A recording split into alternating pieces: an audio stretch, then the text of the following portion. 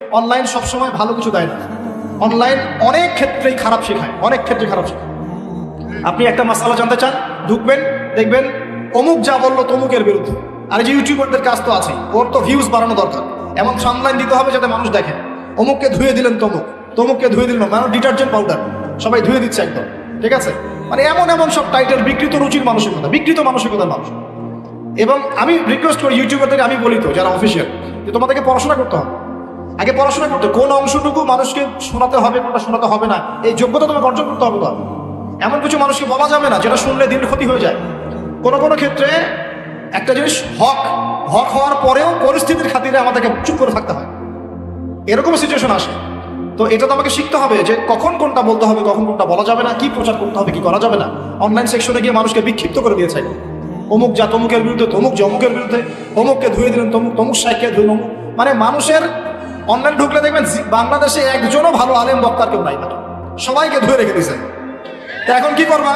এখন তুমি দায়িত্ব নাও উম্মার, ইউটিউবিং আর ফেসবুকিং বাদে তুমি এখন উম্মার দায়িত্ব নাও। আমরা আলেম উম্মা যারা সবাই সরে যাই, তোমরা আলেম হয়ে দায়িত্ব নাও, তোমরা উম্মাকে নেতৃত্ব দাও। সবাই তো খারাপ, যে কোনো আলেমের নাম দেন আমাকে, দেখবেন তার বিরুদ্ধে 10টা অভিযোগ ইউটিউবে পাওয়া যাবে, 10টা অভিযোগ ফেসবুকে পাওয়া যাবে। তো ভালোটাকে থাকবে না, কেউ ভালো আছে?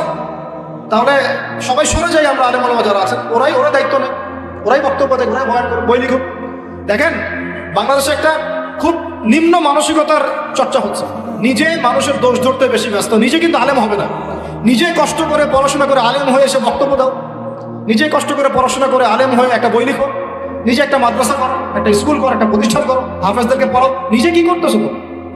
তুমি তো মানুষের ভুল নিয়ে ব্যস্ত, নিজে করতেছো নাকি? আর কোন কাজটা করলে উম্মার ভেতর থেকে খেদমত হবে আর কোন কাজটা এখন করা যাবে না, এই বোঝার যোগ্যতাও তো তোমার অর্জন হয়নি। কোনো কোনো ক্ষেত্রে দেখা যায় যে কোরআন, আস্তাগফিরুল্লাহ, কোরআন বিশুদ্ধ করে তেলাওয়াতটুকু করতে জানে না, এইসব মাহফিলের মঞ্চে বসে বসে বয়ান করতেছে। শুধু বয়ান না, বয়ান করলে একটা কথা ছিল, ঠিক আছে একসময় শিখে নিবে বলতাম, বয়ান না, এখানে বসে রীতিমতো আলেমন আমাদেরকে, মুফতিদেরকে বাহাসের জন্য ডাকা হচ্ছে। বাহাসের জন্য ডাকা হচ্ছে, যে ব্যক্তি ডাকছে সে কোরআনও তেলাওয়াত করতে পারে, একটা আয়াত তেলাওয়াত করতে 10টা ভুল করে বসে। বিশ্বাস করছেন না? এগুলো দেখছি, আপনারা তো হয়তো সব বাইরের চোখ দিয়ে দেখেন, কিছু কিছু মানুষ ভিতরের চোখ দিয়ে দেখেন। ভিতরের চোখ দিয়ে আমরা যা দেখছি না, উম্মার অবস্থা ভালো না। উম্মার প্রচুর বড় বড় আলেম দরকার, শায়েখ দরকার, আমাদের হাফেজ দরকার, আমাদের লেখক দরকার, আমাদের সংস্কৃতি অঙ্গন দরকার, আমাদের স্বতন্ত্র মিডিয়া দরকার, অর্থনৈতিক ভিত্তি শক্ত করা দরকার, পলিটিশিয়ানদের সাথে আমাদের হৃদ্যতা, ভালোবাসা, বন্ধন বাড়ানো দরকার, মানে আমাদের সর্ব সেক্টরে কাজের দরকার আছে। এখন যা হচ্ছে বিক্ষিপ্ত, খালি একে অপরের বিপদ সমালোচনা এগুলো করে আসো। উম্মার কি হবে? কে আগামী 10 বছর পর এই দেশের মাটিতে দেশকে নেতৃত্ব দিবে, উম্মাকে নেতৃত্ব দিবে? কে ভাববে এগুলো নিয়ে? যুব সমাজের অধঃপতন কে ওদেরকে ফিরাবে? মেয়েদের বেপরদামি বাড়ছে, কে ফেরাবে? এখনকার মানুষ ইসলামটাকে আধুনিকভাবে উপস্থাপিত করতে চায়, কে উপস্থাপন করে শোনাবে? এখনকার বিশ্বে কোরআন সুন্নাহকে হাতে নিয়ে চ্যালেঞ্জ করতে হলে আপনাকে বড় বড় সেক্টর নিয়ন্ত্রণ করতে হবে, কে আমাদেরকে নিয়ন্ত্রণ করে শেখাবে? কয়টা মিডিয়া আমাদের হাতে আছে, কয়টা আমাদের অর্থনৈতিক ফাইন্যান্সের সেক্টর আমাদের হাতে আছে? হ্যাঁ, মানে আমরা আসলে কোন লেভেলে আছি, কোন লেভেলে যেতে চাই, এটা ফিক্স করতে হবে। এটা ওমর রাদিয়াল্লাহু আনহুর যুগ নয়। অতএব প্রিয় ভাইরা, আমার ক্ষুদ্র জ্ঞানের নসিহত, এবং আমি বলছি না আমার কথাই চূড়ান্ত, আমি বলছি না যে আমার কথা মানতেই হবে আপনাকে। আপনি আমার চেয়ে ভালো বুঝতে পারেন, আরো ভালো জ্ঞানের অধিকারী হতে পারেন, এবং আপনি আমার দ্বারা আরো বড় বড় খেদমত করতে পারেন। তবে আমার কাছে মনে হয় সর্বপ্রথম আমাদের প্রয়োজন এখন জ্ঞানের বিপ্লব। আমাদের সবাইকে এখন কনস্ট্রাকটিভ সিলেবাস পড়াশোনা করে জ্ঞানের বিপ্লব বা জ্ঞানের চর্চা করতে হবে সবার আগে। যত বেশি জ্ঞান অর্জন করবো ইনশাল্লাহ, আগামীতে উম্মার জন্য তত ভালো হবে ইনশাল্লাহ। 1 নাম্বার। 2 নাম্বার, আমাদের সবার উচিত ঐক্যবদ্ধ হওয়ার চেষ্টা করা, আপসে বিভক্তি বন্ধ করা। যারা বিভক্তি সৃষ্টি করছে এদেরকে সামাজিকভাবে বয়কট করতে হবে, না হলে আপনি আগামী দিনে একটা বিভক্ত, বিচ্ছিন্ন, ছিন্ন ভিন্ন জাতি পাবেন, ঐক্যবদ্ধ করতে পারবেন। আমাদের ছেলেমেয়েরা এসে আমাদেরকে অভিশাপ দিবে, কি করে গেছো তোমরা? আমাদের ছেলেমেয়েরা এসে আমাদেরকে অভিশাপ দিবে, কি করলা তোমরা দিনের জন্য? আব্বা কি করছো, আম্মা কি করছো, ভাই আজকে উম্মাকে এই অবস্থায় নিয়ে এসে রাখছো। দেখেন এক সময় আমাদের ছেলেমেয়েরা আমাদেরকে আঙ্গুল তুলে কথা বলবে, ছোটরা কথা বলবে, কি করলেন, কি হলো, কেন কেন আলেমে দ্বন্দ্ব, কেন বক্তায় দ্বন্দ্ব, কেন ইসলামিক দুটো সংগঠনের মধ্যে দ্বন্দ্ব হবে, কেন মুসলিম ভাই এক মুসলিম ভাই আর এক মসজিদে যাবে না, ও আমার মসজিদে আসবে না, কেন হবে এমন? কেন এক কেবলা, এক কোরআন, এক রাসূল, এক হাদিস, সবকিছু এক, তারপরেও কেন এমন হবে? উত্তর তো খুঁজতে হবে। প্রথম কথা, জ্ঞানের চর্চা হচ্ছে না পরিপূর্ণ। দ্বিতীয় কথা হচ্ছে আমরা সাম্প্রদায়িক চিন্তা করছি। আমাদের হৃদয়টাকে বড় করা দরকার, মুসলিম ভাইদের ভালোগুলো নেওয়া দরকার, খারাপটা ছেড়ে দেওয়া দরকার। মুসলিম ভাইদের ভালোগুলো নেওয়া দরকার, খারাপটা ছেড়ে দেওয়া দরকার। খারাপের চর্চা বন্ধ করে ভালোর চর্চা শুরু করেন। কার মধ্যে কি ভালো আছে ওটা খোঁজার চেষ্টা করো, কার মধ্যে কি খারাপ আছে ওটা খুঁজতে গেলে একটা ভালো মানুষ পাবেন না এখন। কার মধ্যে কি ভালো আছে এটা খোঁজার চেষ্টা করি, কার মধ্যে কি খারাপ আছে এটা খুঁজতে গেলে একটা ভালো মানুষ এখন সমাজে পাওয়া যাবে না। এটা আইয়ামে জাহিলিয়াতের যে জাহিলিয়াতগুলো আছে না, ওই জাহিলিয়াতের ছোঁয়া কিন্তু এই যুগে এখনো আছে। এটা সেই যুগ না যেটা একদম নবী সাল্লাল্লাহু আলাইহি ওয়াসাল্লামের কায়েম করে দেওয়ার সমাজ, এটা সেই সমাজ নয় যেখানে আপনি সবাইকে সাহাবীর মতো পাবেন। এটা কি সাহাবীদের যুগ? এটা খারাপ মানুষ, আমরা তো খারাপ মানুষ, আমাদের যুগ। তাহলে এখানে আপনি সব ক্ষেত্রে 100% ভালো মানুষ কোথায় পাবেন? তাহলে সব যদি দোষের চর্চা করি তাহলে সমস্যা। আমাদের সবার দরকার একটু হৃদ্যতা ভালোবাসা। এই কথাটা মূল কথা বলতে আছেন, আমাদের সবার দরকার হৃদ্যতা ভালোবাসা। কিভাবে ভালোবাসা বাড়বে? একে অপরকে সালাম দেওয়া শিখতে হবে, একে অপরের সাথে বসা শিখতে হবে, একে অপরের সমালোচনা বন্ধ করে ভালোটার চর্চা করা শিখতে হবে, হাদিয়া তোফা দেওয়ার চেষ্টা করতে হবে, মিলেমিশে কাজ করার চেষ্টা করতে হবে। এর মধ্যে শয়তান লেগে থাকবে, বিভক্তি সৃষ্টি করার চেষ্টা করবে, ওইটাকে টেকনিক্যালি আমাকে অ্যাভয়েড করতে হবে। আল্লাহ পাক আমাদেরকে বোঝার তৌফিক দান করুন। প্রিয় ভাইরা, বিশ্বাস করেন যদি আমরা একটা ঐক্যবদ্ধ মুসলিম উম্মাহ গঠনে ব্যর্থ হই, আগামী 10, 20, 30 বছর পর দেখেন আরো কি বাজে একটা অবস্থা সৃষ্টি হবে। আল্লাহ পাক আমাদেরকে বোঝার তৌফিক এনায়েত করুন বলি আমি। এর পাশাপাশি আমাদের প্রয়োজন জ্ঞান অনুযায়ী আমল। যতটুকু জেনেছি এই আলোকে আমলটা বাড়াতে হবে। শোনেন, নিজের কবরের ফিকির যে করে সে কখনো মানুষের পিছন লেগে থাকে না। আমরা নিজের কবরের ফিকির করি আগে। ইয়া আইয়ুহাল্লাযীনা আমানু আলাইকুম আনফুসাকুম লা ইয়াদুররুকুম মান দাল্লা ইন ইহতাদাইতুম। আল্লাহ পাক সূরা মাঈদার মধ্যে বলছে, হে মুমিনগণ, তোমরা নিজেরা নিজেদের নফসের খবর নাও। যারা পথভ্রষ্ট হয়ে যাচ্ছে ওদের পথভ্রষ্টতা তোমাদের ক্ষতি করবে না যদি তোমরা হেদায়েতের উপর থাকো। আমি কবরে যাব, আমাকে 3টা প্রশ্ন করা হবে, আমি কি উত্তর দিব? আমি কি জান্নাতের সার্টিফিকেট পেয়ে গেছি? আমার পিছনে কি জান্নাতের সিল লাগানো হয়ে গেছে? তাহলে আমি কেন আরেক ভাইয়ের নামাজ নিয়ে কটাক্ষ করি? আমি কেন আরেক ভাইয়ের অমুক নিয়ে কটাক্ষ করি, অমুক মাদ্রাসা নিয়ে কটাক্ষ করি, অমুক ব্যক্তিত্বকে নিয়ে কটাক্ষ করি, অমুক আলেমকে নিয়ে কটাক্ষ কেন আমি করতে যাবো কেন? এমন তো হতে পারে সে ব্যক্তি আমার আগে জান্নাতে চলে গেছে, আমি পড়ে গেছি পিছনে, হতে পারে না? হতে পারে কি না? এমন তো হতে পারে আমি সবার শেষে জান্নাতে যাচ্ছি খুঁড়ায়, আর এই মানুষগুলো আমার আগেই জান্নাতে সব চলে গেছে, হতে পারে কি না? এই যে ইবলিসি স্বভাব একটা চলে আসছে, নিজেকে বড় মনে করা, অন্যকে ছোট মনে। এই কাজ করতে গিয়ে আমরা কিন্তু ঐক্য নষ্ট করে ফেলছি। প্রিয় ভাইরা, সমালোচনার সংস্কৃতি বন্ধ করে ভালো চর্চা করুন, হৃদ্যতা বাড়ান, আমল বাড়িয়ে দেন, নিজের কবরের ফিকির করি। 30 বছর চলে গেল, কয় ওয়াক্ত নামাজ পড়েছি, কয়টা সূরা শিখলাম, কয়টা হাদিস শিখলাম, হ্যাঁ, কয়দিন মানুষকে দাওয়াত দিলাম, কয়দিন আমি তাবলীগের মেহনত করলাম, কয়দিন আমর বিল মারুফ নাহি আনিল মুনকারের কাজ করলাম, কয়টা মাদ্রাসা করেছি, কয়টা প্রতিষ্ঠান করেছি। আমি দিনের জন্য আমি করেছি নাকি? নিজের ফিকির করে আমি করলাম কি দিনের জন্য, ওই ভাই কি করলো সেটা পরে। আর আমি যখন তার চেয়ে ভালো করার যোগ্যতা অর্জন করবো তখন আমি তাকে নিয়ে কথা বলতে শুরু করবো। আল্লাহ পাক আমাদেরকে বোঝার তৌফিক এনায়েত করুন। আমরা যে অসাম্প্রদায়িকতার কথা বলি না, এই শব্দটাকে ভালো অর্থে নেওয়া যায়। কি অর্থে? অন্যান্য ধর্মাবলম্বী মানুষ যারা তারা তাদের ধর্ম স্বাধীনভাবে পালন করবে, কোনো সমস্যা নেই, আমরা তাদের এই কাজে বাধা দিতে যাব না। একইভাবে আমরা আমাদের ধর্ম স্বাধীনভাবে পালন করব, তারা এখানে কোনো বাধা দিতে পারবে না। সিম্পল। তারা তাদের উৎসব তাদের মতো পালন করবে, আমরা আমাদের উৎসব আমাদের মতো পালন করবো। না আমি মূর্তি পাহারা দিতে যাব, আর না আমি মূর্তি ভাঙতে যাব। সিম্পল। আমি পাহারাও দিতে যাব না, ভাঙতেও যাব। সিম্পল। আমরা কি কুরবানিতে তাদেরকে বলতে পারবো ভাই আসেন আমার বাসায় দাওয়াত খান? এটা হয় কখনো? লাকুম দীনুকুম ওয়ালিয়া দিন, আপনাদের দিন আপনাদের, আমাদের দিন আমার। সিম্পল। এই অর্থ ঠিক আছে, কিন্তু সব ধর্ম মিলে যে নতুন ধর্ম বানানোর চেষ্টা করা হচ্ছে বাংলাদেশে, এটা ঠিক নাই। এটা শুভঙ্করের ফাঁকি। সব ধর্ম মিলে নতুন ধর্ম করার কোনো সুযোগ নাই। আমরা সবাই এক পরিবারের সন্তান। এখন আমাকে বলেন, নূহ আলাইহিস সালামের একটা ছেলে ছিল, নাম জানেন? কি নাম বলেন? না, মাশাআল্লাহ। কয় ছেলে ছিল তার? হ্যাঁ, না, মূলত 4জন সন্তান থেকে বড় বড় 4টা গোত্র সৃষ্টি হয়েছে। শাম এক সন্তানের নাম কি? এটাকে কেন্দ্র করে এই যে কন্টিনেন্টে, পুরো আরাবিয়ান কন্টিনেন্টে যত মানুষ তার বংশধর, ঠিক আছে? হাম একটা সন্তানের নাম হাম। এখান থেকে আফ্রিকার যে কালো কালো মানুষগুলো সব তাদের বংশধর। একটা হচ্ছে ইয়াফাস, ওই ইউরোপিয়ান যারা সাদা চামড়া, সব এদের বংশধর। আরেকটা যে কেনান। এই ছেলেটা কি বলেছিল? বাবা ডাকছে নৌকায় আসো তাড়াতাড়ি, নৌকায় আসো তাড়াতাড়ি, না হলে আজকে আল্লাহ পাক আযাব দিয়ে ধ্বংস করে দিবে। সে নবীর সন্তান হওয়ার পরেও আল্লাহ প্রদত্ত ওহীর জ্ঞানকে মূল্যায়ন না করার কারণে ধ্বংস হয়ে গেল।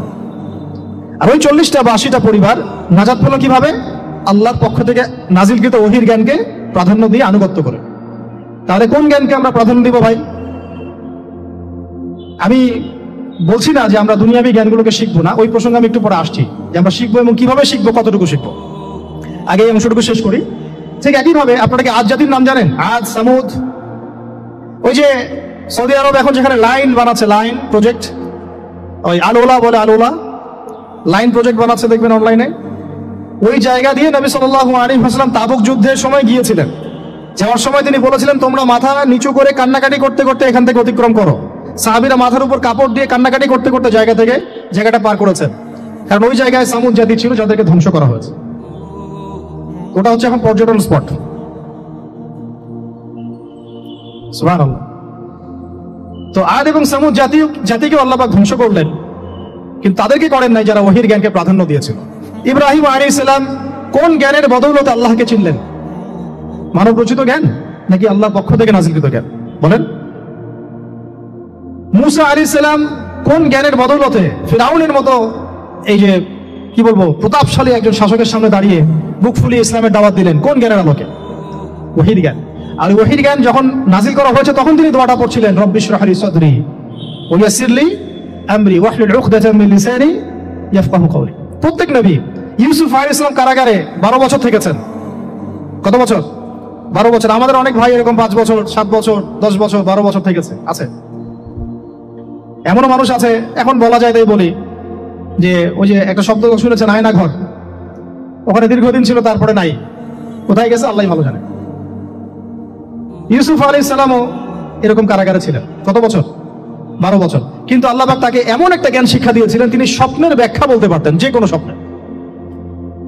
রাজা স্বপ্ন দেখলেন যে 7টা গাভী, জীর্ণ শীর্ণ গাভী মোটা তাজা গাভীকে খেয়ে ফেলছে, স্বপ্নের ব্যাখ্যা কেউ দিতে পারে না। কিন্তু ওই জেলখানায় 2 জন ছাড়া পাওয়া মানুষ, ছাড়া পাইছে 2 জন, আর কি 2 জনের মধ্যে একজন বেঁচে আছে, একজন নাই। মানে 2 জন বসে বসে ইউসুফ আলাইহিস সালামকে বলছিলেন যে আমরা একটা স্বপ্ন দেখলাম যে আমার মাথায় রুটি আছে, পাখি এসে রুটি খেয়ে ফেলছে, আর আমি স্বপ্ন দেখলাম যে আমি শরাব পান করাচ্ছি, ব্যাখ্যা কি ইউসুফ? তোমাকে সত্যবাদী বলে জানি। ইউসুফ আলাইহিস সালাম বললেন, তোমার মাথায় রুটি যেটা খেয়ে নিচ্ছে তার মানে তোমাকে শুলদণ্ড দেওয়া হবে, আর তুমি যে পানি পান করাচ্ছ তার মানে তুমি নাজাত পাবে, ছাড়া পাবে। হলেও তাই। আর যে নাজাত পাবে তাকে ইউসুফ আলাইহিস সালাম বলে দিলেন যে তুমি রাজ দরবারে গিয়ে আমার কথা বলো, আমার কথা আলোচনা করো। তো সে ভুলে গিয়েছিল। পরে যখন এই স্বপ্নটা দেখলো বাদশা, তখন বাদশা সবাইকে ডাকলো, ডেকে বললো যে এই গাভীর স্বপ্নের ব্যাখ্যা কি? তখন এই ব্যক্তির মনে পড়ছে, আর ইউসুফ তো ব্যাখ্যা দিতে পারে। সে গিয়ে ইউসুফ আলাইহিস সালামকে ডেকে নিয়ে আসতেছে যে এই রাজা স্বপ্ন দেখছে, ব্যাখ্যা কি? স্বপ্ন কিন্তু আপনার কাছে শুনে একটা স্বাভাবিক মনে হচ্ছে, আরে গাভীর আবার স্বপ্নের কি ব্যাখ্যা? তখন ইউসুফ আলাইহিস সালাম ব্যাখ্যা দিলেন যে 7 বছর ফসল ফলবে আপনাদের এলাকায়, তারপরে 7 বছর হবে দুর্ভিক্ষের সময়। কিসের সাথে কিসের ব্যাখ্যা? এই জ্ঞান কে শিখালেন তাকে? এই ইন্টারপ্রিটেশনের জ্ঞান কে শিখালেন? তাহলে জ্ঞানের মূল উৎস কে? আমার কথা বলার উদ্দেশ্য কি বুঝতে পারছেন? যত জ্ঞান তার মূল উৎস কে? স্বপ্ন একটা জ্ঞান, যদি সেটা সত্য হয়। আর জেনে রাখবেন, কিয়ামতের আগে আগে মুমিনদের স্বপ্ন বেশি বেশি সত্য হবে। ঠিক আছে? মুসা আলাইহিস সালামকেও সেই আল্লাহ জ্ঞান শিক্ষা দিলেন। ঈসা আলাইহিস সালাম এই কুষ্ঠরোগীর গায়ে হাত বুলালে ভালো হয়ে যায়। হ্যাঁ, অন্ধ ব্যক্তির মানে চোখে হাত বুলালে ভালো হয়ে যায়। এমনকি মৃত ব্যক্তিকে তিনি বলছেন কুম বিইজনিল্লাহ, আল্লাহর হুকুমে দাঁড়িয়ে যাও, দাঁড়িয়ে গেল। এই জ্ঞান কে দিয়েছেন তাকে? দাউদ এবং সুলাইমান আলাইহিস সালাম এই যে পশু পাখির ভাষা বোঝেন, সুলাইমান আলাইহিস সালাম পিঁপড়ার ভাষাও বোঝেন। আপনাদের সায়েন্স কি পিঁপড়ার ভাষা বুঝে? হ্যাঁ, আমরা তখন সায়েন্সকে সবকিছুর মানদণ্ড মনে করি, তাই না? সায়েন্স যদি বলে হ্যাঁ তাহলে হ্যাঁ, না বললে না। মানে এমন একটা ভাব, দেখেন সায়েন্সকে আমরা ইলাহ বানাইছি, ইলাহ, উপাস্য। সায়েন্স যদি বলে যে পৃথিবী থেকে অমুক অমুক কোটি কোটি আলোকবর্ষ দূরে একটা গ্রহের সন্ধান পাওয়া গেছে, নাম দিল ধরেন যে আলফা এক্স ওয়াই জেড কিছু একটা, ওখানে হুরপড়ি আছে, হ্যাঁ ওখানে দুধের সাগর আছে, মধুর সাগর আছে, তো মানুষ তখন বিশ্বাস করা শুরু করবে, হ্যাঁ হ্যাঁ তাই তো, তাই তো, থাকতেই পারে। নাসা বলেছে না হয়ে পারে, নাসা মন্তব্য করেছে না হয়ে পারে। ওরকম যদি বলে অনেক দূরে একটা আগুনের একটা বিশাল ইয়া পাওয়া গেছে, গ্রহ পাওয়া গেছে, ওখানে আযাব দেওয়া হয়, শাস্তি দেওয়া হয়, ওখানে অন্য মাখলুক আছে, ওদের ভাষা এলিয়েন আর কি, মানুষ বিশ্বাস করে। কিন্তু আল্লাহ পাক কোরআনে বলছেন যে সুলাইমান আলাইহিস সালাম পিঁপড়ার ভাষাও বুঝতেন, ওই কথা বিশ্বাস করতে চাচ্ছে না। সুলাইমান আলাইহিস সালাম বাতাসে ফ্লাই করতে পারতেন, এটা বুঝতে পারতেছেন, বিশ্বাস করেন না।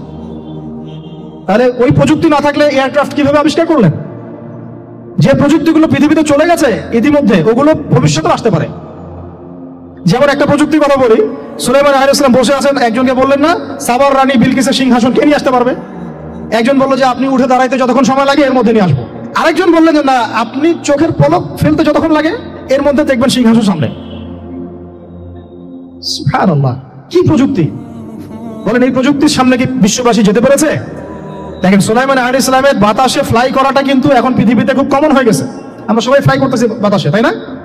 যদি আপকামিং কোনো সময় আপনি দেখেন যে এইরকম চোখের পলকেই একটা বস্তু আরেকটা জায়গা থেকে এক জায়গায় চলে আসতেছে, আমি অবাক হব না ইনশাআল্লাহ।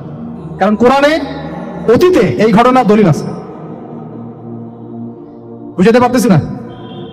এক কথায় সমস্ত জ্ঞানের মূল উৎস কে? এরপরে আসেন, অত আর লম্বা করছি না, আমাদের নবী মুহাম্মদ সাল্লাল্লাহু আলাইহি ওয়াসাল্লাম। আসেন, আমরা তো তার উম্মত। 23 বছরে, একটু মনোযোগ দেন, এটা আলোচনার লাস্ট পার্ট, ঠিক আছে? 23 বছরে তিনি পুরো জাহেলিয়াতকে পরিবর্তন করে দিয়েছেন। কত বছরে? 23 বছর। আপনারা কি জানেন যে আইয়ামে জাহিলিয়াতে আসলে কি কি সমস্যা ছিল? কেন ওই যুগটাকে আমরা জাহিলিয়াত বলি? বেসিক্যালি 5-6টা সমস্যা ছিল। কয়টা? 5-6টা। এক নম্বর শিরক। এক নম্বর কি? আমার সাথে বলেন। শিরক আমাদের ওয়ার্ল্ডে নাই? এটা তো গ্লোবাল শিরক চলতেছে এখন। শুধু ধর্মীয় শিরক চলতেছে না, কিন্তু এখন শিরক হচ্ছে পলিটিক্সে, শিরক হচ্ছে ইকোনমিক্সে, শিরক এডুকেশনেও আছে, শিরক কালচারের মধ্যেও আছে। কথাগুলো বুঝতে হবে একটু গভীরভাবে। তখন সমস্যা ছিল রিবা, সুদ। এখন নাই? রিবা ছাড়া কোনো সিস্টেম আছে এখন ওয়ার্ল্ডে? আমি গতকালকে একটা হাদিস মোতালা করছিলাম সুদ সংক্রান্ত। নবীজি বলেছেন সাল্লাল্লাহু আলাইহি ওয়াসাল্লাম যে একটা যুগ আসবে সামনে, সুদবিহীন কোনো মানুষই চলতে পারবে না। যে চলতে চাইবে তার গায়েও সুদের ছিটা ফোটা গিয়ে লাগবে। আসে নাই সেই যুগ? সুবহানাল্লাহ, কিভাবে তিনি এত স্পেসিফিকলি কথাগুলো বলতে পারেন? নিশ্চয়ই তিনি এমন একজন সত্তার কাছ থেকে জ্ঞান পেয়েছেন যিনি সব জানেন, অতীত, বর্তমান, ভবিষ্যৎ, তাই না? এমনকি নবীজি বলেছেন ইমামুল মাহদির সময় যে 10 জন ঘোড়সাওয়ার বের হবে এবং তারা গিয়ে খোঁজ নিতে যাবে যে দাজ্জাল বের হয়েছে কিনা। নবীজি বলছেন আমি সেই 10 জনের নামও জানি, তাদের বাবার নামও জানি। সুবহানাল্লাহ, সুবহানাল্লাহ।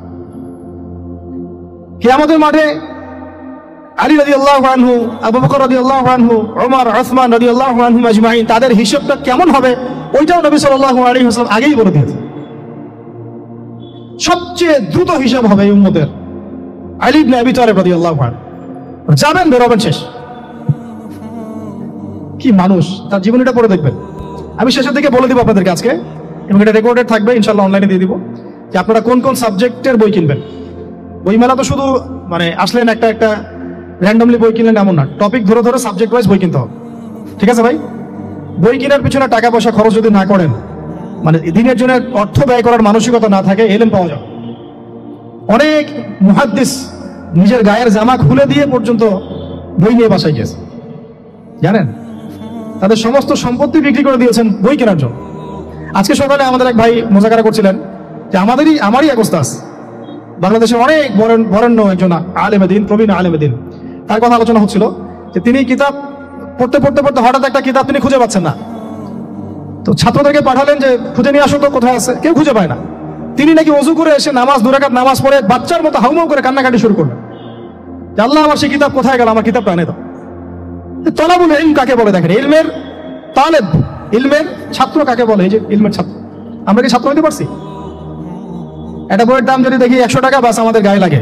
100 টাকা দিয়ে তো আপনার গার্লফ্রেন্ডকে নিয়ে বসতে গায়ে লাগে না, বসলে তো 500 টাকা চলে যায়। জিনা থেকে বাঁচতে না পারলে কলবে আল্লাহ নূর আসবে না। আল্লাহ পাক আমাদের কথাগুলো বোঝার তৌফিক দান করেন, আমিন। জিনা, আবার বলছি, জিনা থেকে বাঁচতে হবে, অন্যথায় কলবে নূর আসবে না। আল্লাহ পাক আমাদেরকে বোঝার তৌফিক দান করেন, আমিন। কোথায় ছিলাম ভাই? বলেন। 1 নাম্বার কি ছিল? শিরক। 2 নাম্বার রিবা, সুদ। ওইটা বলতে গিয়ে হাদিসটার কথা বলেছিলাম। এই সুদটা কি এখন বেশি না কম? এখন সুদ মানুষ খাচ্ছে, যুক্তিও দিচ্ছে যে এই যুগে এখন সুদ না খেলে কি চলে? একদিন একটা মসজিদে বয়ান করছিলাম, তো মসজিদে বয়ানের মাঝখানে একজন দাঁড়ায় গেল, দাঁড়ায় আমাকে বলছে যে ওস্তাদ, হুজুর বুঝলাম আপনার সব কথা ঠিক আছে, এখন আমার 1 লাখ টাকা ধার লাগবে, আমি কোত্থেকে নিব? বলেন, আসলে উত্তর দিবেন কি? হ্যাঁ, সুদের ক্ষতিকর বিষয়গুলো যেমন বলতে হবে, সুদবিহীন ব্যাংকিং সিস্টেম এবং অর্থনৈতিক ব্যবস্থাও তো চালু করতে হবে। সেটা কি? সেটা হচ্ছে জাকাত। সেটা কি? জাকাত, সাদাকা এবং কর্জে হাসানা। এগুলো তো চালু করছি না আমরা শুধু কথা বলছি তাত্ত্বিক যে সুদ হারাম।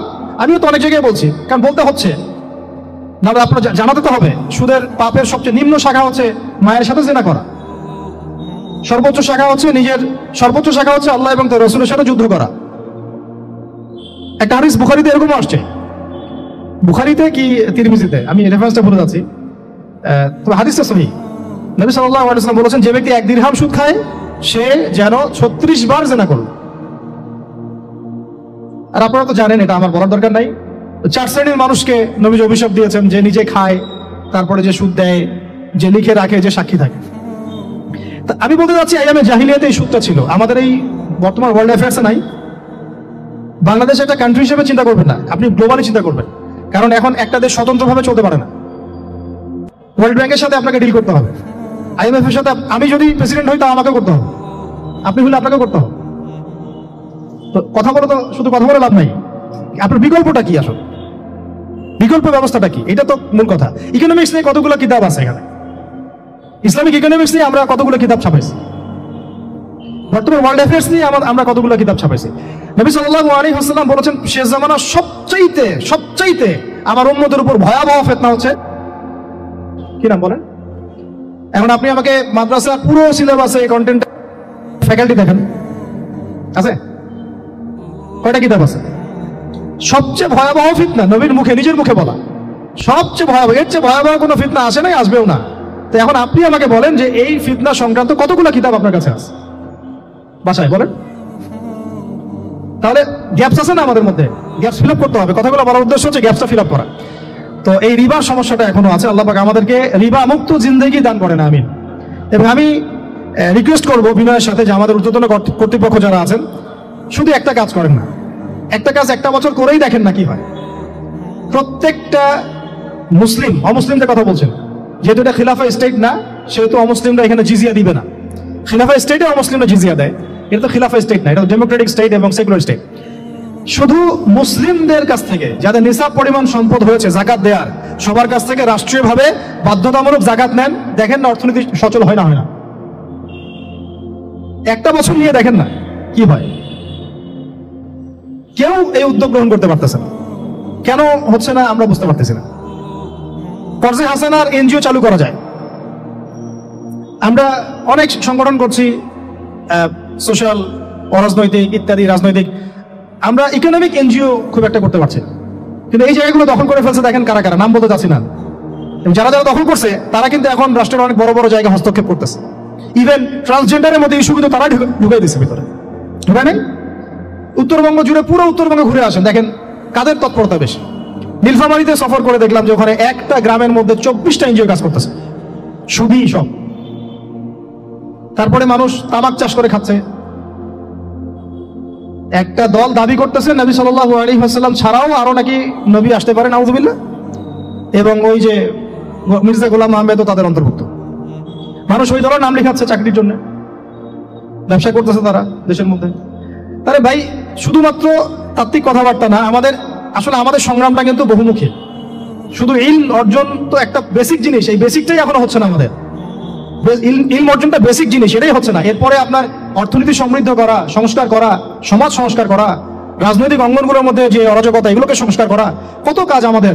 কিন্তু আমরা কিন্তু একটা জায়গাতেও স্থির নাই। ইভেন একটা মাসালাতেও আমরা এক জায়গায় আসতে পারতেছি না, ঐক্যবদ্ধ হতে পারতেছি না। আমরা খুবই ব্যাকডেটেড চিন্তা করতেছি এই জায়গা থেকে।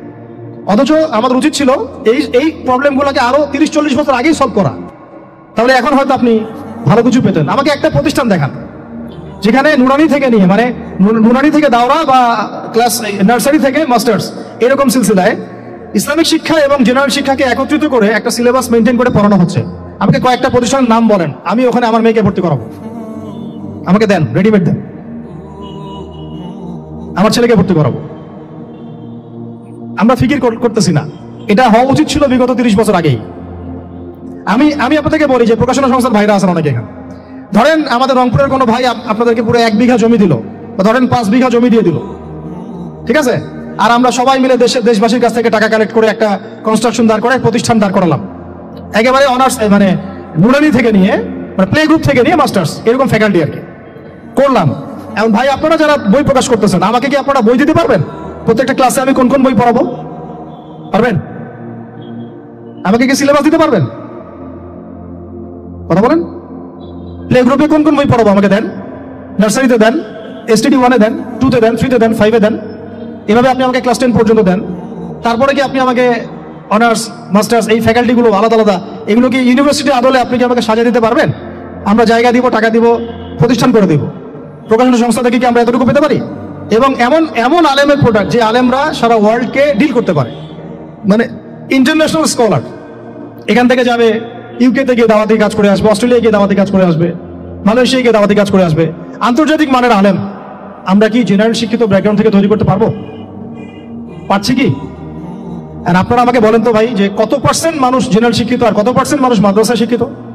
কাদের পরিসংখ্যানটা বেশি? তারা কি, তাদের কোনো অবদান রাখার কোনো সুযোগ নাই? এখন যদি এই ক্লাসিক্যাল পড়াশোনা না হয়, ইলমের এই গভীরতায় না যায় এবং বড় বড় ওলামায়ে কেরামদের সোহবতে তারা না আসে, তাহলে কিভাবে তারা বিশুদ্ধ ইসলাম শিখবে আর প্রচার করবে আর প্রতিষ্ঠা করবে? তো প্রশ্ন কিছু করে গেলাম, আজকে প্রশ্নগুলো রেখে যাচ্ছে এই কারণে যে এগুলো নিয়ে আপনারা ভাববেন যে আপনারা আমাকে একটা ইসলামিক ইউনিভার্সিটি করার মতো বইপত্র আমাকে বানায় দেন না। দায়িত্ব নেন কেউ, আপনারা সবাই মিলে দায়িত্ব নেন। আমি এখানে একটা স্কুল আছে আমাদের ছোট্ট, তাওয়াজিনুর ইসলামিক স্কুল। এই স্কুল আমরা করেছি প্লে, নার্সারি, কেজি 1, 2, 3, 4, 5 এতটুকু, ট্রাইলিঙ্গুয়াল মানে Bangla medium English version, medium না ইংলিশ ভার্সন আর অ্যারাবিক। এই সিলেবাসটুকু করতে, এই 8টা ক্লাসের সিলেবাস করতে আমাকে 7 দিন 8 দিন একেবারে বাংলা বাজার ঘাটাঘাটি করে, ওই আমরা আগে তো ইংলিশ মিডিয়ামে পড়াশোনা করতাম, ওই অক্সফোর্ডের বই ঘাটাঘাটি করো, ব্রিটিশ কাউন্সিলের বই ঘাটাঘাটি করো, তারপরে ওদের ম্যাথামেটিক্স, ওদের সায়েন্স, আবার এই মাদ্রাসার অ্যারাবিক, আবার এই সরকারি কারিকুলামের বই, এগুলো ঘাটতে ঘাটতে ঘাটতে একটা সিলেবাস আমরা দাঁড় করাতে পারছি। মাত্র 5টা ক্লাস পড়তে পারবে। এরপরে এটা করতে গিয়ে যে দেখলাম যে আসলে এগুলোর যে এত ঘাটতি আছে বাজারে, রেডিমেড কোনো প্রোডাক্ট এগুলো নাই। ঘুরে ফিরে কি সেই আমরা একই জিনিসই চর্চা করতে থাকবো, নাকি আমরা একটু বহির্বিশ্বে যেভাবে দিন প্রচার হচ্ছে এই মান দিতে পারি? এটা আমাদের উচিত না করার কাজটা? হ্যাঁ, এটা তো আমাদের হাতে রাষ্ট্রীয় ক্ষমতা নাই, থাকলে না উপরের লেভেল থেকে এগুলো করা যায় খুব সহজ। বরং উপরের লেভেলে যারা আছেন তারা তো আরো ট্রান্সজেন্ডার ঢুকাচ্ছেন, আপনারা তো ঢুকাচ্ছেন। তাহলে এই কাজগুলো কাদের করতে হবে? তাহলে বেসরকারি ভাবে করতে হবে। এখন আমরা যারা বইকে ভালোবাসি, জ্ঞানকে ভালোবাসি, আল্লাহকে ভালোবাসি, রাসূলকে ভালোবাসি, চাই যে আমরা যা করছি আমাদের পরের প্রজন্মটা মানুষের মতো মানুষ হোক। কাজ কি কম না বেশি আমাদের বলেন? সেক্ষেত্রে কাজগুলো কিন্তু ওইভাবে হচ্ছে না ভাই। একটা বিষয়ের বই সবাই ছাপাচ্ছি, কেন? কি দরকার আছে? একটা বিষয়ের বই আমি সবাই ছাপাচ্ছি, একটা জিনিস, একটা হিস্ট্রির একটা কিতাব অনেকগুলো প্রকাশনী আপনারা করতেছেন, একই বই ফাইজুল কালাম সবাই করতে আছে, একটা বই তাসাউফ আত্মশুদ্ধি অনেক প্রকাশনী করতেছে, কপি করতেছে। ভাই আমাদের কি কাজ কি দুনিয়ার স্বার্থ উদ্ধার করা, না আমার দিনের কোনো খেদমত? আমার কথায় মাইন্ড করবেন না, আমি মাইন্ড করার মতো কথা বলছি না। আমি বলছি আপনাদেরকে আরো যেন কনস্ট্রাকটিভ হয় কাজগুলো। মানে আপনাদের সাথে আমি বসবো ইনশাল্লাহ আবার আলাদা করে, যে একটা আমাকে পুরো শিক্ষা ফর্মুলা আমাকে দিবেন, মানে প্রত্যেকটা ক্লাসের বই রেডি করে দিবেন, যাতে আমরা প্রতিষ্ঠান বানালেই একদম পুরা কমসে কম ক্লাস 1 থেকে 10 ঢেলে দিতে পারি, আমার পরিশ্রম করতে না হয়। ওখানে বাংলা মিডিয়ামের বই থাকবে, ইংলিশ মিডিয়ামেরও থাকবে এবং অ্যারাবিক তো থাকবেই। একটা গঠনমূলক সিলেবাস, যেটা পড়লে আমার ছেলে মাশাআল্লাহ হাফেজও হবে, এদিকে মাশাআল্লাহ সে ইংরেজিতেও দক্ষ হবে, সায়েন্সেও দক্ষ হবে। এক পর্যায়ে যখন সে SSC পাস করবে, সে দেখবেন যে যার রাস্তা বেছে নিচ্ছে। বেজ আমি তাকে করে দিছি 10 পর্যন্ত, এখন সে ডক্টর হোক আর ইঞ্জিনিয়ার হোক, আর না হয় যদি আল্লাহর খলিফাই হয়, কোনো সমস্যা নেই। সমস্যা আছে? এটা দরকার ছিল ভাই, আরো 30 বছর আগে দরকার ছিল ভাই। আপনারও তো যোগ্যতা আছে, আপনারও তো কিছু করার আছে। একটা অ্যাপস আবিষ্কার করেন, একটা বই লিখেন, একটা মাদ্রাসা করেন, একটা মসজিদ করেন, একটা ইসলামিক ইউনিভার্সিটি করে তোলেন, স্বতন্ত্র ইসলামিক মিডিয়া করে তোলেন। সবচেয়ে বড় কথা, কাজ যেগুলো হয় সেগুলো বিক্ষিপ্ত হয়ে যায়, এগুলো কোনো একটা সূত্রে গাঁথা না। এখানে একটা মাহফিল, ওখানে একটা, ওখানে একটা, ওখানে একটা, এখানে একটা মাদ্রাসা, ওখানে একটা, ওখানে একটা, এখানে একটা। 4 জন 4 ভাবে চিন্তা করেন, 4 জন 4 ভাবে চলে। এখানে একটা সংগঠন ইসলামিক, ওখানে একটা, এখানে আরেকটা, ওখানে একটা। একটা ওয়ারুম্মা জামানা নাই বাংলাদেশে। তো আপনারা বলেন না আমাকে, এই উম্মাকে কিভাবে আমরা বিজয় নিয়ে যাব? আমাকে আপনারা বলেন, ছোটখাটো প্রশ্ন করা বাদ দিয়ে আপনারা আমার উত্তর দেন, কিভাবে আপনি এই দুনিয়াতে আল্লাহ পাকের দ্বীন ইসলাম কায়েম করবেন? পথ পদ্ধতি কি আপনার কাছে? কি পথ পদ্ধতি, কিভাবে শুরু করবেন? তারপরে কি, তারপর কি, তারপর কি, তারপর কি, গন্তব্য কোথায়? আর আমি বলি আপনাদেরকে গন্তব্য কোথায়? আমাদের গন্তব্য গন্তব্য কোথায়? আল্লাহর কসম করে বলতেছি, আল্লাহ রাব্বুল আলামিনের কোনো পরোয়া নাই যদি বাংলাদেশে দিন কায়েম না হয়, যদি পাকিস্তানে না হয়, মালয়েশিয়াতে না হয়, এইখানে না হয়, ওইখানে না হয়, আল্লাহর কোনো পরোয়া নাই, কিছু যায় আসে না। কারণ আখিরুজ জামান স্টাডি করলে আপনি পাবেন যে অবশ্যই অবশ্যই নবী ঈসা ইবনে মারইয়াম এই পৃথিবীতে আবার আসছেন ইনশাআল্লাহ, এবং তিনি আসার আগেই মুসলিমদের মধ্যে একজন ত্রাণকর্তা আসবেন। তার নাম মুহাম্মদ। তার নাম কি? মুহাম্মদ। বাবার নামও আব্দুল্লাহ, মায়ের নামও আমিনা। মিল থাকবে বংশের, উঁচু নাক, চওড়া কপাল, নবী সাল্লাল্লাহু আলাইহি ওয়াসাল্লামের চেহারার সাথে সাদৃশ্য থাকবে, মুসলমানদেরকে নেতৃত্ব দিবেন ইনশাআল্লাহ। আমি বলছিলাম আল্লাহ পাকের কোনো পরোয়া নাই, কারণ এই হাদিসগুলো স্টাডি করলে আপনি দেখবেন মুসলমানদের হাতে আসতে যাচ্ছে ইনশাআল্লাহ। ওইখানে ঈসা আলাইহিস সালাম 40 বছর ইসলামের খেলাফত কায়েম করবেন ইনশাআল্লাহ। খিলাফত নাই, ইসলামের প্রতিষ্ঠার কথা আপনি ভুলে যান। খিলাফত ছাড়া ইসলামের প্রতিষ্ঠার কথা ভুলে যান। ঈসা আলাইহিস সালাম এসে কোনো সন্ধি করবেন না, ইউনাইটেড নেশনসে গিয়ে বলবেন না যে আমাকে একটা স্বাধীন রাষ্ট্র প্রতিষ্ঠার অনুমোদন দেন, তিনি এই কথা বলবেন না। তিনি বলবেন না যে আমাকে ডলার দেন, IMF এ গিয়ে বলবেন না আমাকে ঋণ দেন, বরং তিনি এই পুরো বৈশ্বিক কুফরি তাগুতি শক্তির গোড়ায় গিয়ে আঘাত করবেন ইনশাআল্লাহ। যতদিন পর্যন্ত এই পুরো বিশ্বে যে অ্যালায়েন্স এর পতন না হচ্ছে, ততদিন পর্যন্ত মুসলমানরা স্বাধীন হতে পারে নাই। আমরা এখন পর্যন্ত স্বাধীন হতে পারি নাই, এটাই সত্য কথা। কখন স্বাধীন হবেন আপনি? কখন এই উম্মাহ স্বাধীন হবে? যখন আপনার আমার কথায় পশ্চিমারা উঠবে বসবে তখন, যখন আপনার আমার কথায় উঠবে আর বসবে তখন, যখন আপনার আমার কথায় এই পুরো কুফরি তাগুতি শক্তির উঠবে বসবে, তখন বুঝবেন উম্মাহ স্বাধীন হয়েছে। স্বাধীনতা শুনছেন? বেলাল ইবনে রাবাহ স্বাধীন, যখন তাকে পিটানো হচ্ছে সেগুলো দিয়ে বেঁধে শেষরায় টানা হচ্ছে, বেলাল ইবনে রাবাহ সেদিন স্বাধীন ছিলেন, কারণ তিনি আল্লাহ ছাড়া কারো দাসত্ব করেন। আবু জাহেলের নির্মম নির্যাতন, উমাইয়া বিন খালাফের নির্মম নির্যাতন বেলাল ইবনে রাবাহকে পরাধীন করতে পারে নাই। বেলাল স্বাধীন আঘাতের মধ্যে। সুমাইয়া স্বাধীন। সুমাইয়ার নাম শুনেছেন? আমাদের বন্দাদের নামই জানে। ওরা জানে কি প্রোডাক্ট আসলো বাজারে, কোন পার্লারে গেলে কি পাওয়া যায়, কোথায় গেলে কি হয়, কোন মার্কেটে গেলে কি পাবো। মার্কেট ভর্তি মহিলা দিয়ে, ভর্তি মহিলা, গার্মেন্টসও তো ভর্তি মহিলা দিয়ে। পর্দা কতটুকু মেনটেন হয় সেটাও ভাবতে হবে। জব করতে দোষ নাই, জব করতে দোষ আছে, পর্দা কতটুকু ভাবতে হবে না? আমরা যে বস্তুবাদী এটা আমাদের রাস্তাগুলোই প্রমাণ করছে। আমরা আমাদের বাড়িঘরগুলো চকচকা করছি আর সরকারের রাস্তাগুলো ভেঙে ফেলতেছি। এখন ওই রাস্তাগুলো তৈরি করে দেওয়ার দায়িত্ব আমাদের, না? অবশ্যই আমাদের, কারণ আমরা তো খেয়ানত করলাম, সরকারি মাল ধরিয়ে আমি ডাল, এরকম চিন্তা করলাম। ওদিকে যেতে যাচ্ছি না। বন্ধু শোনেন, ভাইরাও শোনেন, সুমাইয়া স্বাধীন। কখন স্বাধীন? যখন আবু জেহেল তাকে বলছে যে তুই এই জন্যই ইসলাম কবুল করেছিস যে মুহাম্মাদের সৌন্দর্য দেখে তুই তার প্রেমে পড়েছিস। কি বলেছে বলেন? তুই মুহাম্মাদের সৌন্দর্য দেখেই মনে হয় তার প্রেমে পড়েছিস। নাউজুবিল্লাহ, আস্তাগফিরুল্লাহ। সুমাইয়া রাদিয়াল্লাহু আনহা তখন বাধা, হাত পা বের করার কোনো অপশন নাই, বাধা আছে। এক জটলা থুতু মুখে একত্রিত করে আবু জাহেলের মুখের উপর থু করে থুতু দিয়েছে। সুমাইয়াও থুতু দিয়েছিল আবু জাহেলের মুখে। এবার আবু জাহেল কি করেছে শুনেন। আবু জাহেল তার কাছে একটা বর্ষা ছিল, বর্ষা চেনা যায়, বর্ষা সামনের অংশ চোখা, এটা দিয়ে সুমাইয়া রাদিয়াল্লাহু আনহার লজ্জাস্থানে আঘাত করে তাকে শহীদ করে দিয়েছে। ব্যথা অনুভব করলেন না? আমি জানি করেন নাই, কারণ সুমাইয়া আপনার কেউ না। সুমাইয়া আপনার কেউ না। সুমাইয়া আমার বোন না, সুমাইয়া আমার স্ত্রী না, সুমাইয়া আমার মা না, সুমাইয়া আমার খালা, ফুফু, চাচি, মেয়ে কেউ না। এই কারণে আমাদের আঘাত লাগে না। যদি আমাদের এই দেহটা যে অবশ, আমাদের উম্মার যে দেহটা যে অবশ, এটা তো বোঝা যায় চলমান বিশ্ব রাজনীতি দেখলেই। বিশ্বের যে কোনো জায়গায় মুসলিমরা আঘাত পাচ্ছে, মার খাচ্ছে, নির্যাতিত হচ্ছে, দোয়াও তো মুখ দিয়ে বেরো হয় না। তাদের স্মরণে একদিন কেউ রোজা রেখে একটু দোয়াও করে না, নামাজে একটু দোয়াও করে না, দুইটা কথাও বলে না, কোনো মানববন্ধন নাই, কোনো প্রতিবাদ নেই, কিছুই না। মানে পুরো দেহটাই প্যারালাইজড, শেষ, অবশ অনুভূতি। আর প্রত্যেকটা বর্ডার এক একটা অনিকেট প্রান্তর, যেখানে অনুভূতিগুলোর ব্যবচ্ছেদ করা হয়েছে, ফিলিংসগুলোকে ব্যবচ্ছেদ করে ফেলে দেওয়া হয়েছে, ফিলিংস নাই।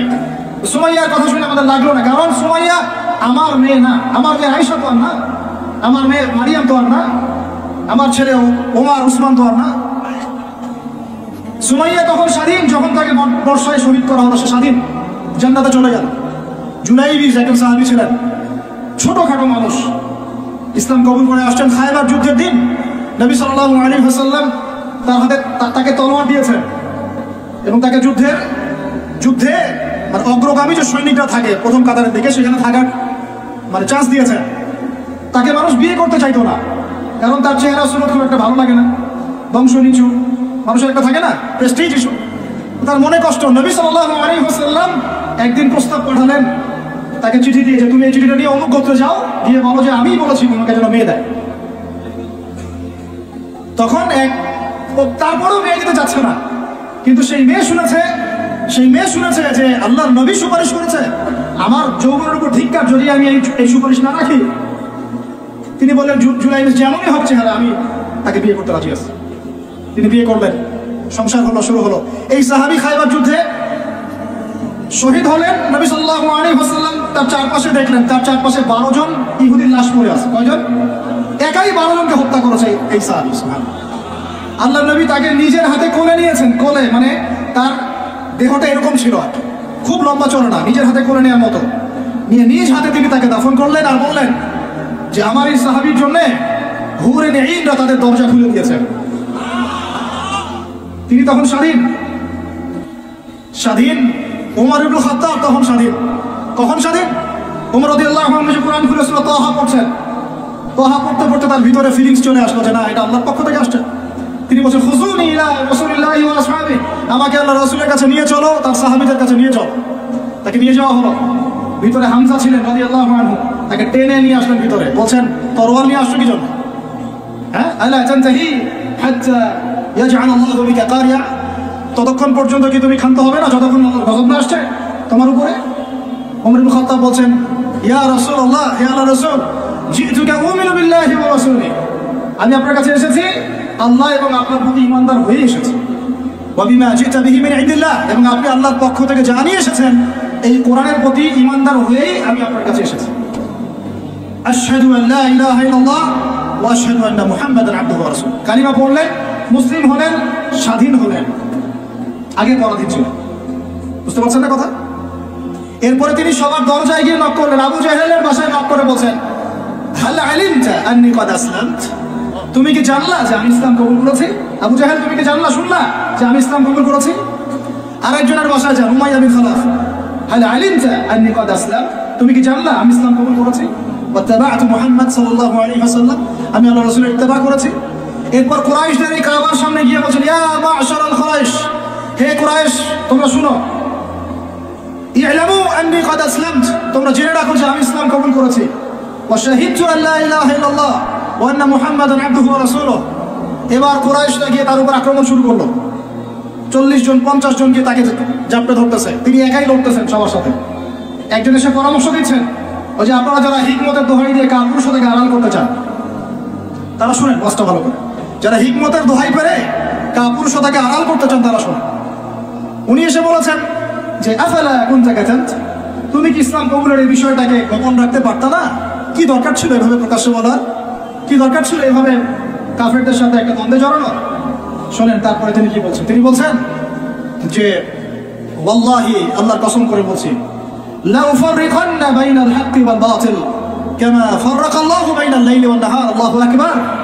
তিনি বলছেন আল্লাহর কসম করে বলছি, আমি রাত এবং দিন আল্লাহ পাক যেভাবে আলাদা করে দেন, এইরকম করে আমি সত্য আর মিথ্যা আলাদা করে দেবো ইনশাআল্লাহ। আল্লাহু আকবার। এরপরে তার নাম হয়েছে আল ফারুক। কি নাম হয়েছে? ওমর এখন স্বাধীন। বলেন আমাকে উম্মাহ স্বাধীন? উম্মাহ স্বাধীন? কিছু করতে গেলেই বলবে স্যাংশন দিয়ে দিব, কিছু বললে বলবে যে একদম টাকার মান কমাই দিব। আরো কিছু যদি বলতে চায় আমাদের প্রশাসন গভর্নমেন্ট, তারা যদি আরো বড় পদক্ষেপ নিতে চায়, প্রশাসন গভর্নমেন্ট যদি বলতে চায়, বলতে পারে বা বলে ওই ইউনাইটেড নেশনসে গিয়ে যে আমরা আমাদের দেশ থেকে আমাদের সেনাবাহিনী পাঠাবো, আমাদের পক্ষে, আমাদের মুসলিমদের পক্ষে যুদ্ধ করবে, এই কথা যদি বলতে পারে বা বলে, দেখবেন তাদের সমস্ত শক্তি দিয়ে বাংলাদেশকে আক্রমণ করে ফেলছে।